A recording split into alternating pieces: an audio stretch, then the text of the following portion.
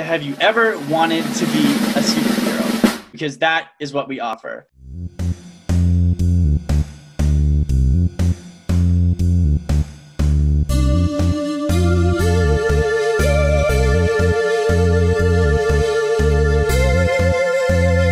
I like the idea of multiplayer, but that's not my expertise. That's going to be heavily on the programmers. We've thought of that all the time. It's been one of the most requested features ever since I first started playtesting this a couple years ago. Multiplayer would be cool to have eventually, but it is a very difficult task from a technical perspective. In other video games that have multiplayer, they can do some tricks to make the multiplayer work better even when players are lagging that really don't work at all in VR. Because in VR you have to have instant updates to everything you do or you'll feel motion sickness. Multiplayer in VR is also harder to test because to test it you need multiple people with VR headsets. And that's a bit of a challenge. But in the long term, multiplayer is definitely something we want to have. My favorite work that I've done would be the Steam Library Hero, mostly because I spent the longest on this, and that's because of these buildings and background. I haven't done a lot of vector art, and so it was a lot of learning on the job, and it took me a couple hours to do this, and then everything else was a bit faster afterwards. But Maeve, our other artist on the team, she helped me with the gloves especially, so that made it a lot faster. This is the process. Wait, let me see if I could. Oh, yes, a lot of brainstorming for the logo. So yeah, this was the one that we decided on. This is how I record voice lines in Superfly VR. I write them down in my little notebook that I've got. Like, one that I'm about to add in is don't even think about it. So don't even think about it. So here is the data for Robot Attack 5. The way I go about it is I record the voice line, bring it in here to Audacity through recording. So I listen to it, I get it right, and once I'm satisfied with the way that the voice line sounds, I go into effects, I reduce the noise, then you select the whole track, you trim off the extra space on either side where you're kind of just getting ready to record, because sometimes it sounds weird. You can hear the chair shifting and things. And then you want to add some amplify. You want to add some amplify, and then you copy it down to here, because then you add an echo effect, which really gives it that robotic kind of sound. And then finally you want to change the pitch as well, by a certain amount of percent. And then you get a robot voice line, which I don't know if I'm sharing my computer audio, but recalibrating something. Sometimes I get to be a little bit of a perfectionist, so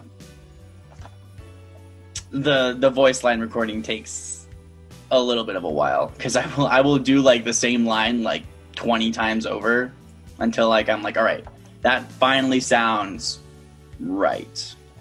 Yeah. After sort of receiving some of the artistic direction for how the menus should look and how to theme them, I've been going through and actually implementing the actual menus, so making sure that the sliders and buttons and everything work and lead to the right place, and now working on leaderboards and making sure that even though the information that we're displaying is complex, that it's still navigable.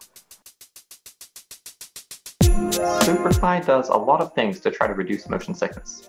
It actually started as kind of a research project with the University of Washington's Reality Lab, as a project specifically to investigate how can you reduce motion sickness. Some of the tools that we're using are dynamic field of view, so Your perspective narrows in on a specific target when you're moving fast. This reduces your peripheral vision and reduces motion sickness. Other things are adding things that are stable relative to the player, like a platform you can stand on when you look down, or the ice trail, which is constantly right beneath you, and that helps give some stability. And one other thing that Superfly does that can help with motion sickness is the sheer scale of the game. It means that when you're flying through the air in what would normally be very disorienting fashion, if the buildings aren't that close to you, then the sense of 3D perspective is somewhat reduced, and that can help alleviate motion sickness. Everyone working on the game has never published a game before. Like the programming aspect, I dealt with some of the world geometry. Just figuring that out for the first time was a nightmare in itself, because I had never dealt with Unity before. As for voice acting, this is technically my first ever voice acting gig. Just figuring out sound editing as well, because I'd also never done that before, was a challenge. For some of the early car prototypes, you can't really tell what's happening. Hopefully that kind of footage will make it out into the community, but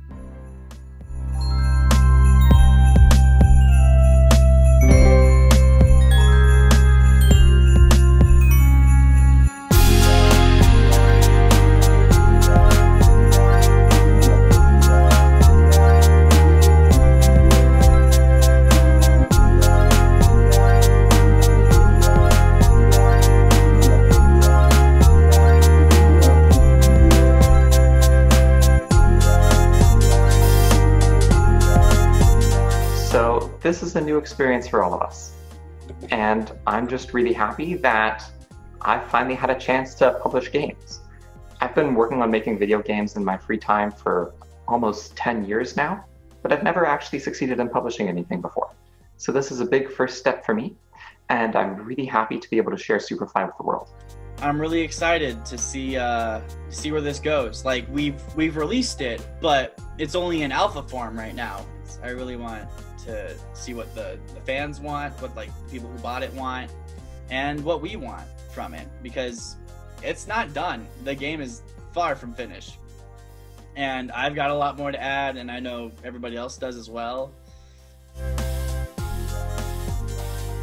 You should buy the game because the locomotion in Superfly, I really feel like there's nothing quite like it in VR right now. So just being able to sort of hop into the city and swing around, fly around ice trail and carve and everything is really amazing. And we'll keep adding on more things to really push these systems to their limits now that we have the basis set.